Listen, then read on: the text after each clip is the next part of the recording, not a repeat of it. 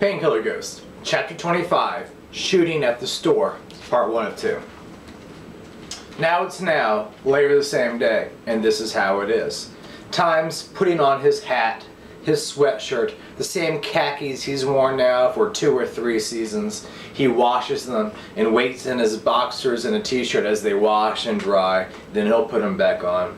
He has his sunglasses in his pocket. They've gotten scratched. He really only needs them to avoid conversations with people, to avoid eye contact.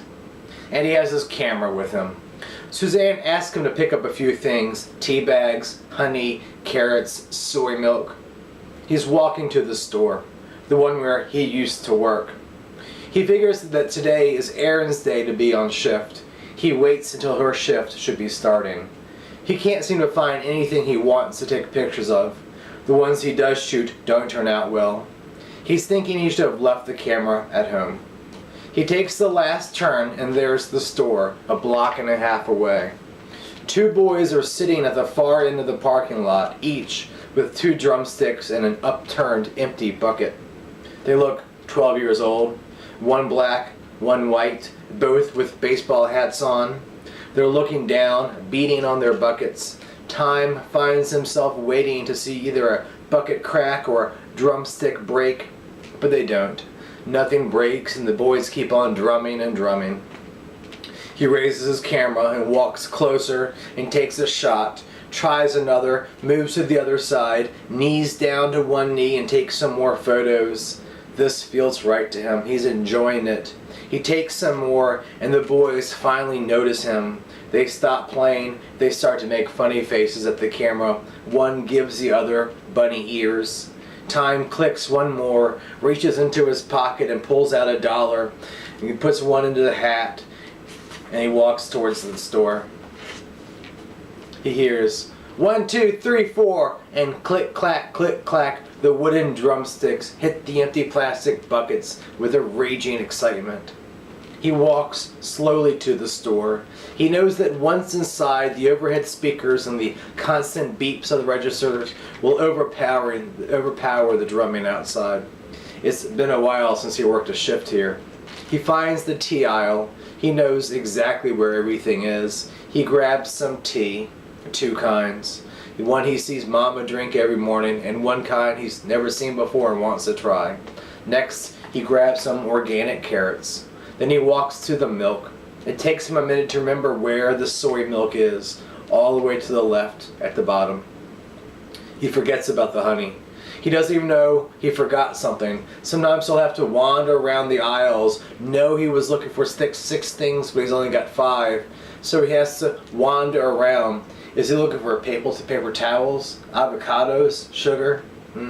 But today, he looks at his tea, 2 boxes, carrots and milk, smiles and says to himself, "Good job, Time."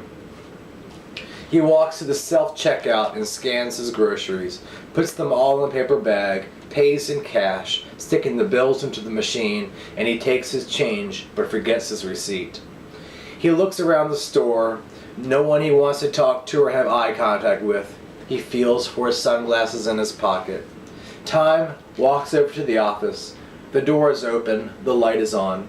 Erin is sitting behind the desk, casually looking through the day's mail.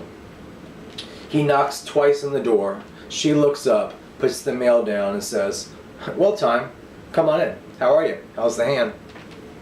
He looks around the store, then goes into the office. He doesn't sit down. He smiles and says, "It was better before someone shot me." Erin smiles. Then she yawns, rubs her eyes. Time says, "You look tired. You been working late?" "No, not really working. Just going out late with this guy I met. He's keeping me up late and waking me up early."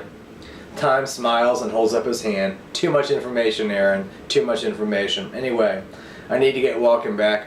Mama needs the carrots to cook with." "You need a ride? Aren't you on the clock right now?" "I guess, but I'm not really busy." "Neither am I. Thanks, but no thanks. I'll walk. I'll see you later. Tell Mama hello for me." Tom nods, walks out the office door, through the automatic doors that open in front of him, and out into the parking lot, where he sees the kids are no longer banging their buckets. And he hadn't taken more than 15 steps when he landed his calloused toes down on an uncomfortably sharp rock. He's jolted out of his daze, and his toe hurts. He puts the bag down in the trunk of the blue car he happens to be walking past, and he bends down to inspect his throbbing foot. No blood, just cold fire. And that's when the hair on the back of his neck stood up, but not from pain, from something else. His heart skipped like he did once or twice when he did too much junk years ago, back when he was just a bearded, skinny skeleton in a ripped shirt. His eyes look left and right, making sure no cars are coming. He's hunched over, nursing his hurt toes, wiping off dirt. His right knee was almost knocked into that rectangular scar of the bumper of the car next to him, that car, this car, the blue one that was in the driveway, that driveway. He puts both feet on the ground. He turns towards the car and stares at the yin and yang sticker. He looks to the bag on the trunk of the blue car, looks at the insignia above the license plate, and all of a sudden he can taste painkillers in his mouth, on the back of his tongue, going into his throat. He can taste phantom painkillers, or at least the painkillers from 2 hours ago. He keeps his paper bag on the trunk of the car, and then he remembers. Honey. Suzanne didn't need the carrots to cook with tonight. Those were for tomorrow. She needed honey. That was the most important thing that she needed, and he forgot. He needs honey. The blue car is here. He remembers the picture he took with the image up near the dormer window. He remembers the man, face down, dead. And he remembers later knocking on the door when no one answered. And now he needs honey. He's happy he's a little stoned still, happy to have the taste of the painkillers in his mouth. Maybe they'll go back into his bloodstream again. He hopes so. He walks directly to the honey. He knows the fastest route. He knows what brand is to the left and what brand is to the right, and he grabs the one in the middle. He's on the honey aisle, the one with the jams, the jellies, and the preserves, and he walks past the next aisle and looks to his left, then up the aisle, and there's a woman with her back turned, slender, long, dark hair, a blue bag with her, as she walks off. He pauses. Is it? He keeps going and looks down the next aisle, and there are two women, also both slender, both with hair past their shoulders. One has what Tom would call a dark, light blue bag, and the other has what he would call a light, dark blue bag, both looking away from him. He pauses again, then he starts walking. Past the next aisle, it's empty. The next aisle has a woman in it, her back turned toward him, long brownish hair. He likes her shape. She's got a blue bag. But then she leaves the aisle from the far end and she's gone. He walks on. He's almost to the self-checkout center. He looks down the next aisle. It's empty. Then he looks down the next aisle and he sees Erin on that aisle with a clipboard and some mail, and she's looking perkier now. She's talking to a man. She's flirting with a man. Time can see. And the man's looking to Erin's eyes and then openly eyeing her up and down, laughing with her. And then the man shifts his weight from one leg to another, and Time pays more attention to the man than he had a moment ago. And he sees a bandage on his ear, and then notices a smaller one on his nose, the swelling. The taste of painkillers is back on his tongue, way back on his tongue. The acidic taste is back. He increases his step and stuffs his left hand, his hurt hand, into his pocket a little too quickly and jams it and winces in pain. It's him, he thinks to himself. It's him, and I don't want to get into this now, he thinks. He reaches into his pocket, the pocket of his sweatshirt, and not too hard this time, not too hard as to hurt his hand, and he pulls out his sunglasses, the scratched one, and he puts them on, his defense. He goes up to the self-checkout aisles. There are 4 of them.